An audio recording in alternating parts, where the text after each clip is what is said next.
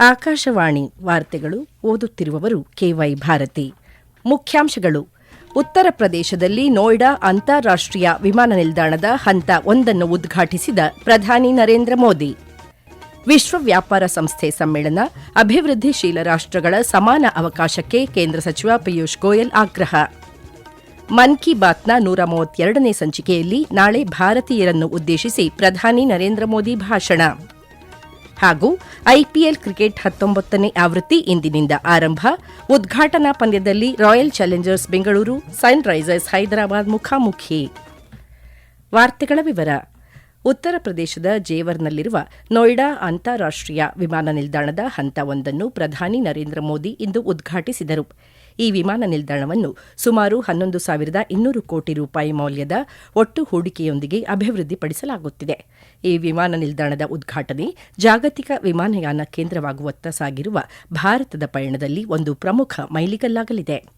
ಉದ್ಘಾಟನಾ ಸಮಾರಂಭದಲ್ಲಿ ಮಾತನಾಡಿದ ಪ್ರಧಾನಿ, ನೋಯ್ಡಾದ ಈ ವಿಮಾನ ನಿಲ್ದಾಣದ ಅಭಿವೃದ್ಧಿಯಿಂದಾಗಿ ಉತ್ತರ ಪ್ರದೇಶದ ಆಗ್ರಾ, ಮಥುರಾ, ಅಲಿಘಡ್, ಗಾಜಿಯಾಬಾದ್, ಮೀರಟ್, ಇಟಾವಾ, ಬುಲೆನ್ ಶೆಹರ್, ಫರೀದಾಬಾದ್ ಸೇರಿದಂತೆ ಎಲ್ಲಾ ಪ್ರದೇಶಗಳಲ್ಲಿ ಲಾಭದಾಯಕವಾಗಲಿದೆ.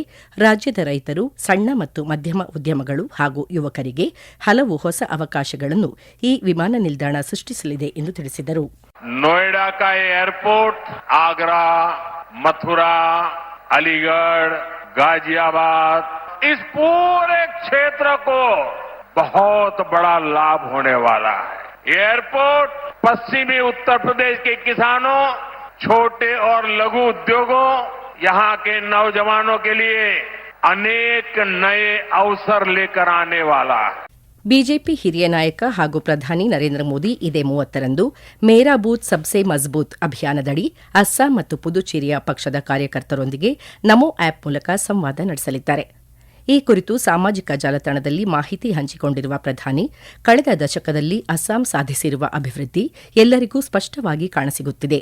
ವಿವಿಧ ಕ್ಷೇತ್ರಗಳಲ್ಲಿ ಈ ರಾಜ್ಯ ಸಾಧಿಸಿರುವ ಪ್ರಗತಿಯಿಂದಾಗಿ ಜನತೆ ಪುನಃ ತಮ್ಮ ಪಕ್ಷಕ್ಕೆ ಅಧಿಕಾರ ನೀಡಲಿದ್ದಾರೆ ಎಂದು ವಿಶ್ವಾಸ ವ್ಯಕ್ತಪಡಿಸಿದರು. ಕಳೆದ 5 ವರ್ಷಗಳಲ್ಲಿ ಎನ್ಡಿಎ ಸರ್ಕಾರ ಪುದುಚೇರಿಯಲ್ಲಿನ ಜನರ ಆಶೋತ್ತರಗಳನ್ನು ಈಡೇರಿಸುವಲ್ಲಿ ಯಶಸ್ವಿಯಾಗಿದೆ ಎಂದು ಅವರು ತಿಳಿಸಿದ್ದಾರೆ. ವಿಶ್ವ ವ್ಯಾಪಾರ ಸಂಸ್ಥೆ ಡಬ್ಲ್ಯೂಟಿಒನ ಚರ್ಚೆಗಳು ಉರುಗ್ವೆ ಸುತ್ತಿನ ಮಾತುಕತೆಗಳ ಸಂದರ್ಭದಲ್ಲಿ ಉಂಟಾದ ಅಸಮಾನತೆಗಳನ್ನು ಸರಿಪಡಿಸುವ ನಿಟ್ಟಿನಲ್ಲಿ ಸಾಗಬೇಕು ಎಂದು ಕೇಂದ್ರ ವಾಣಿಜ್ಯ ಮತ್ತು ಕೈಗಾರಿಕಾ ಸಚಿವ ಪಿಯೂಷ್ ಗೋಯಲ್ ತಿಳಿಸಿದ್ದಾರೆ. ಕ್ಯಾಮರೂನ್ನಲ್ಲಿ ನಡೆಯುತ್ತಿರುವ 14ನೇ ಸಚಿವ ಮಟ್ಟದ ಸಮ್ಮೇಳನದಲ್ಲಿ ಪಾಲ್ಗೊಂಡು ಮಾತನಾಡಿದ ಅವರು, ಜಾಗತಿಕ ವ್ಯಾಪಾರದಲ್ಲಿ ಎಲ್ಲಾ ಸದಸ್ಯ ರಾಷ್ಟಗಳಿಗೆ ಉತ್ಪಾದನಾ ಸಾಮರ್ಥ್ಯ ಹೆಚ್ಚಿಸಿಕೊಳ್ಳಲು, ಉದ್ಯೋಗ ಸೃಷ್ಟಿಸಲು ಮತ್ತು ಎಲ್ಲರಿಗೂ ಸಮಾನ ಭಾಗವಹಿಸುವಿಕೆಯ ನ್ಯಾಯಯುತ ಅವಕಾಶ ಸಿಗಬೇಕು ಎಂದು ತಿಳಿಸಿದರು. The multilateral trading system must ensure that innovation, development and opportunity are shared equitably among members. When we engage constructively to show that the WTO remains central to global trade. At the same time, we must focus on trade rather than taking up newer issues and trying to expand the ambit of the WTO to subjects that are not a part of the WTO. ಸಮ್ಮೇಳನದ ಹಿನ್ನೆಲೆಯಲ್ಲಿ ಸಚಿವ ಪಿಯೂಷ್ ಗೋಯಲ್ ಹಲವು ಪ್ರಮುಖ ಜಾಗತಿಕ ನಾಯಕರೊಂದಿಗೆ ಸರಣಿ ಸಭೆಗಳನ್ನು ನಡೆಸಿದರು. ಅಮೆರಿಕ ವ್ಯಾಪಾರ ಪ್ರತಿನಿಧಿ ಜೇಮಿಸನ್ ಗ್ರೀರ್ ಅವರೊಂದಿಗೆ ಮಾತುಕತೆ ನಡೆಸಿದ ನಂತರ ಕೆನಡಾದ ಅಂತಾರಾಷ್ಟೀಯ ವ್ಯಾಪಾರ ಸಚಿವ ಮಣಿಂದರ್ ಸಿಧು ಅವರನ್ನು ಭೇಟಿ ಮಾಡಿದರು. ಈ ಸಂದರ್ಭದಲ್ಲಿ ಇತ್ತೀಚಿನ ಭಾರತ ಕೆನಡಾ ಸಮಗ್ರ ಆರ್ಥಿಕ ಪಾಲುದಾರಿಕೆ ಒಪ್ಪಂದದ ಮಾತುಕತೆಗಳ ಪ್ರಗತಿಯನ್ನು ಉಭಯ ನಾಯಕರು ಪರಾಮರ್ಶಿಸಿದರು. ಆಕಾಶವಾಣಿಯ ಜನಪ್ರಿಯ ಮಾಸಿಕ ಕಾರ್ಯಕ್ರಮ ಮನ್ ಕಿ ಬಾತ್ನಲ್ಲಿ ನಾಳೆ ಬೆಳಗ್ಗೆ 11 ಗಂಟೆಗೆ ಪ್ರಧಾನಿ ನರೇಂದ್ರ ಮೋದಿ ದೇಶ ಮತ್ತು ವಿದೇಶಗಳ ಭಾರತೀಯರನ್ನು ಉದ್ದೇಶಿಸಿ ತಮ್ಮ ಮನದ ಮಾತನ್ನು ಹಂಚಿಕೊಳ್ಳಲಿದ್ದಾರೆ. ಇದು ಮನ್ ಕಿ ಬಾತ್ನ 132ನೇ ಸಂಚಿಕೆಯಾಗಿದೆ. ಈ ಕಾರ್ಯಕ್ರಮ ಆಕಾಶವಾಣಿ ಮತ್ತು ದೂರದರ್ಶನದ ಎಲ್ಲಾ ವಾಹಿನಿಗಳು, ಆಕಾಶವಾಣಿ ಸುದ್ದಿ ಜಾಲತಾಣ ಮತ್ತು ನ್ಯೂಸ್ ಆನ್ ಏರ್ ಮೊಬೈಲ್ ಅಪ್ಲಿಕೇಶನ್ನಲ್ಲಿ ಪ್ರಸಾರವಾಗಲಿದೆ. ಇದನ್ನು ಆಕಾಶವಾಣಿ, ಡಿಡಿ ನ್ಯೂಸ್, ಪ್ರಧಾನಮಂತ್ರಿ ಕಚೇರಿ ಹಾಗೂ ವಾರ್ತಾ ಮತ್ತು ಪ್ರಸಾರ ಸಚಿವಾಲಯದ ಯೂಟ್ಯೂಬ್ ವಾಹಿನಿಗಳಲ್ಲಿಯೂ ನೇರ ಪ್ರಸಾರ ಮಾಡಲಾಗುತ್ತದೆ. ಹಿಂದಿ ಪ್ರಸಾರದ ನಂತರ ಪ್ರಾದೇಶಿಕ ಭಾಷೆಗಳಲ್ಲಿ ಕಾರ್ಯಕ್ರಮವನ್ನು ಪ್ರಸಾರ ಮಾಡಲಾಗುವುದು. ಉಪರಾಷ್ಟಪತಿ ಸಿಪಿ ರಾಧಾಕೃಷ್ಣನ್ ಇಂದು ಜಾರ್ಖಂಡ್ ಪ್ರವಾಸ ಕೈಗೊಂಡಿದ್ದಾರೆ. ತಮ್ಮ ಭೇಟಿ ವೇಳೆ ಅವರು ಖುಂಟಿ ಜಿಲ್ಲೆ ಉಲಿಹಟ್ಟು ಗ್ರಾಮದಲ್ಲಿರುವ ಭಗವಾನ್ ಬಿರ್ಸಾ ಮುಂಡಾ ಜನ್ಮಸ್ಥಳದಲ್ಲಿ ಅವರಿಗೆ ಪುಷ್ಪನಮನ ಸಲ್ಲಿಸಿದರು. ಇಂದು ಉಪರಾಷ್ಟಪತಿ Indian Institute of Management IIM ರಾಂಚಿಯ 15ನೇ ವಾರ್ಷಿಕ ಘಟಿಕೋತ್ಸವದಲ್ಲಿ ಪಾಲ್ಗೊಳ್ಳುವ ಕಾರ್ಯಕ್ರಮವಿದೆ. ಈ ವಾರ್ತೆಗಳನ್ನು ಆಕಾಶವಾಣಿಯಿಂದ ಕೇಳುತ್ತಿದ್ದೀರಿ. ನಮ್ಮ ಎಲ್ಲಾ ರಾಷ್ಟ್ರೀಯ ವಾರ್ತೆಗಳು ಹಾಗೂ ಪ್ರದೇಶ ಸಮಾಚಾರ ಈಗ ಆಕಾಶವಾಣಿ ನ್ಯೂಸ್ ಕನ್ನಡ ಯೂಟ್ಯೂಬ್ ಚಾನೆಲ್ನಲ್ಲಿ ಲಭ್ಯ. ನಮ್ಮ ಎಕ್ಸ್ ಖಾತೆ ಮತ್ತು ಇನ್ಸ್ಟಾಗ್ರಾಂ ಖಾತೆ ಆಕಾಶವಾಣಿ ನ್ಯೂಸ್ ಕನ್ನಡ.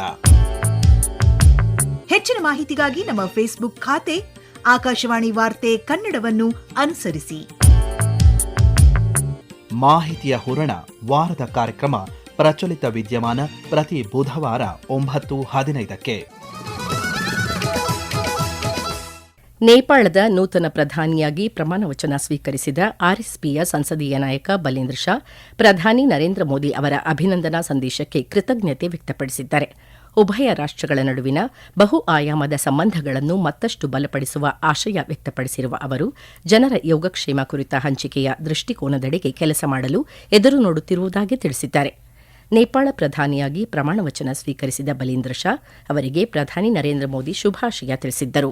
ಕಳೆದ ವರ್ಷದ ನೇಪಾಳದಾದ್ಯಂತ ಸಂಚಲನ ಮೂಡಿಸಿದ್ದ ಜೆನ್ ಝಿ ಪ್ರತಿಭಟನೆಯನ್ನು ಹತ್ತಿಕ್ಕಲು ನಡೆಸಿದ ಕಠಿಣ ಕ್ರಮಗಳ ಹಿನ್ನೆಲೆಯಲ್ಲಿ ನೇಪಾಳದ ಮಾಜಿ ಪ್ರಧಾನಿ ಕೆಪಿ ಶರ್ಮಾ ಓಲಿ ಅವರನ್ನು ಇಂದು ಬಂಧಿಸಲಾಗಿದೆ. ಕಠ್ಮಂಡುವಿನಲ್ಲಿ ಪೂರ್ವಕ್ಕೆ ಸುಮಾರು 12 ಕಿಲೋಮೀಟರ್ ದೂರದಲ್ಲಿರುವ ಭಕ್ತಪುರ ಜಿಲ್ಲೆಯಲ್ಲಿ ಓಲಿ ಅವರನ್ನು ಪೊಲೀಸರು ವಶಕ್ಕೆ ಪಡೆದಿದ್ದಾರೆ. ನೇಪಾಳ ನೂತನ ಪ್ರಧಾನಿಯಾಗಿ ಪ್ರಮಾಣವಚನ ಸ್ವೀಕರಿಸಿದ ಮರುದಿನವೇ ಬಲೇಂದ್ರ ಶಾ ಈ ಕ್ರಮ ಕೈಗೊಂಡಿದ್ದಾರೆ. ಓಲಿ ಅವರ ಜೊತೆಗೆ ಮಾಜಿ ಗೃಹ ಸಚಿವ ರಮೇಶ್ ಲೇಖಕ್ ಅವರನ್ನು ಬಂಧಿಸಲಾಗಿದೆ. ಒಡಿಶಾದ ನಯಾಘಡ್ ಜಿಲ್ಲೆ ಹನುಮಾನ್ ಘಾಟಿಯಲ್ಲಿ ನಿನ್ನೆ ತಡರಾತ್ರಿ ಸಂಭವಿಸಿದ ಭೀಕರ ರಸ್ತೆ ಅಪಘಾತದಲ್ಲಿ 4 ಮಹಿಳೆಯರು ಸೇರಿದಂತೆ ಕನಿಷ್ಠ 5 ಮೃತಪಟ್ಟಿದ್ದು 40ಕ್ಕೂ ಹೆಚ್ಚು ಜನರು ಗಾಯಗೊಂಡಿದ್ದಾರೆ. ಸುಮಾರು 60 ಪ್ರಯಾಣಿಕರನ್ನು ಹೊತ್ತಿದ್ದ ಖಾಸಗಿ ಪ್ರಯಾಣಿಕ ಬಸ್ ಬೆಹರಾಂಪುರದಿಂದ ಹರಿಶಂಕರ್ಗೆ ತೆರಳುತ್ತಿದ್ದಾಗ ಚಾಲಕನ ನಿಯಂತ್ರಣ ತಪ್ಪಿ ರಸ್ತೆ ಬದಿಯ ಬಂಡೆಗೆ ಡಿಕ್ಕಿ ಹೊಡೆದು ಪಲ್ಟಿಯಾಗಿದೆ. ಮಾಹಿತಿ ದೊರೆತ ತಕ್ಷಣ ಪೊಲೀಸ್ ತಂಡಗಳು ಅಗ್ನಿಶಾಮಕ ಹಾಗೂ ತುರ್ತು ಪಡೆಯೊಂದಿಗೆ ಘಟನಾ ಸ್ಥಳಕ್ಕೆ ಧಾವಿಸಿ ರಕ್ಷಣಾ ಕಾರ್ಯ ಕೈಗೊಂಡಿದ್ದಾರೆ. ಗಾಯಾಳುಗಳನ್ನು ಮೊದಲಿಗೆ ದಸ್ಪಲ್ಲಾ ಸಮುದಾಯ ಆರೋಗ್ಯ ಕೇಂದ್ರಕ್ಕೆ ಕರೆದೊಯ್ಯಲಾಯಿತು. ಗಂಭೀರವಾಗಿ ಗಾಯಗೊಂಡಿದ್ದ 15 ಜನರನ್ನು ಜಿಲ್ಲಾ ಆಸ್ಪತ್ರೆಗೆ ದಾಖಲಿಸಲಾಗಿದೆ.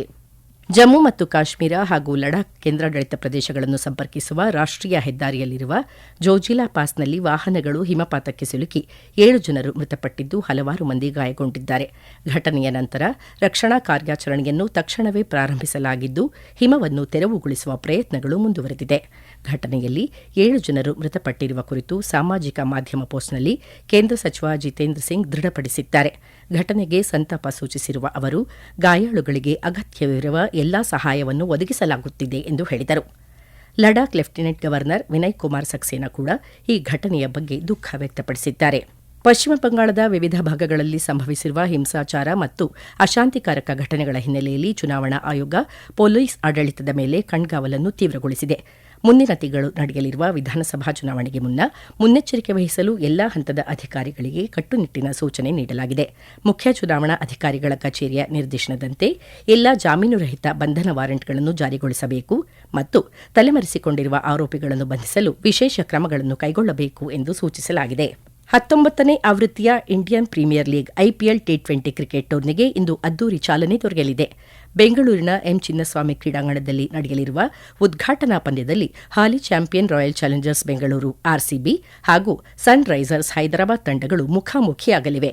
ಪಂದ್ಯ ರಾತ್ರಿ 7:30ಕ್ಕೆ ಆರಂಭವಾಗಲಿದೆ. ಆ ಮೂಲಕ ಮೇ 31ರವರೆಗೆ ನಡೆಯಲಿರುವ 2 ತಿಂಗಳ ಅವಧಿಯ ಈ ಟೂರ್ನಿ ಇಂದು ಆರಂಭವಾಗಲಿದೆ. ಈ ಬಾರಿ ಆರ್ಸಿಬಿ ನಾಯಕ ರಜತ್ ಪಾಟಿದಾರ್ ಸಾರಥ್ಯದಲ್ಲಿ ಕಣಕ್ಕಿಳಿಯುತ್ತಿದ್ದರೆ ಸನ್ ರೈಸರ್ಸ್ ಹೈದರಾಬಾದ್ ತಂಡವನ್ನು ಇಶಾನ್ ಕಿಶನ್ ಮುನ್ನಡೆಸಲಿದ್ದಾರೆ. ಈ ನಡುವೆ ಸಿಎಸ್ಕೆ ತಂಡದ ತಾರಾ ಕ್ರಿಕೆಟಿಗ ಎಂಎಸ್ ಧೋನಿ ಸ್ನಾಯು ಸೆಳೆತದ ಸಮಸ್ಯೆಯಿಂದ ಬಳಲುತ್ತಿದ್ದು ಮೊದಲೆರಡು ವಾರಗಳು ಪಂದ್ಯಗಳಿಂದ ಹೊರಗುಳಿಯುವ ಸಾಧ್ಯತೆ ಇದೆ. ಈಗ ಕೊನೆಯಲ್ಲಿ ಮತ್ತೊಮ್ಮೆ ವಾರ್ತೆಗಳ ಮುಖ್ಯಾಂಶಗಳು. ಉತ್ತರ ಪ್ರದೇಶದಲ್ಲಿ ನೋಯ್ಡಾ ಅಂತಾರಾಷ್ಟೀಯ ವಿಮಾನ ನಿಲ್ದಾಣದ ಹಂತ 1 ಉದ್ಘಾಟಿಸಿದ ಪ್ರಧಾನಿ ನರೇಂದ್ರ ಮೋದಿ. ವಿಶ್ವ ವ್ಯಾಪಾರ ಸಂಸ್ಥೆ ಸಮ್ಮೇಳನ ಅಭಿವೃದ್ಧಿಶೀಲ ರಾಷ್ಟಗಳ ಸಮಾನ ಅವಕಾಶಕ್ಕೆ ಕೇಂದ್ರ ಸಚಿವ ಪಿಯೂಷ್ ಗೋಯಲ್ ಆಗ್ರಹ. ಮನ್ ಕಿ ಬಾತ್ನ 132ನೇ ಸಂಚಿಕೆಯಲ್ಲಿ ನಾಳೆ ಭಾರತೀಯರನ್ನು ಉದ್ದೇಶಿಸಿ ಪ್ರಧಾನಿ ನರೇಂದ್ರ ಮೋದಿ ಭಾಷಣ. ಹಾಗೂ ಐಪಿಎಲ್ ಕ್ರಿಕೆಟ್ನ 19ನೇ ಆವೃತ್ತಿ ಇಂದಿನಿಂದ ಆರಂಭ. ಉದ್ಘಾಟನಾ ಪಂದ್ಯದಲ್ಲಿ ರಾಯಲ್ ಚಾಲೆಂಜರ್ಸ್ ಬೆಂಗಳೂರು ಸನ್ ರೈಸರ್ಸ್ ಹೈದರಾಬಾದ್ ಮುಖಾಮುಖಿ. ಇಲ್ಲಿಗೆ ವಾರ್ತಾ ಪ್ರಸಾರ ಮುಕ್ತಾಯವಾಯಿತು. ನಮ್ಮ ಮುಂದಿನ ವಾರ್ತಾ ಪ್ರಸಾರ ಮಧ್ಯಾಹ್ನ 2:30ಕ್ಕೆ.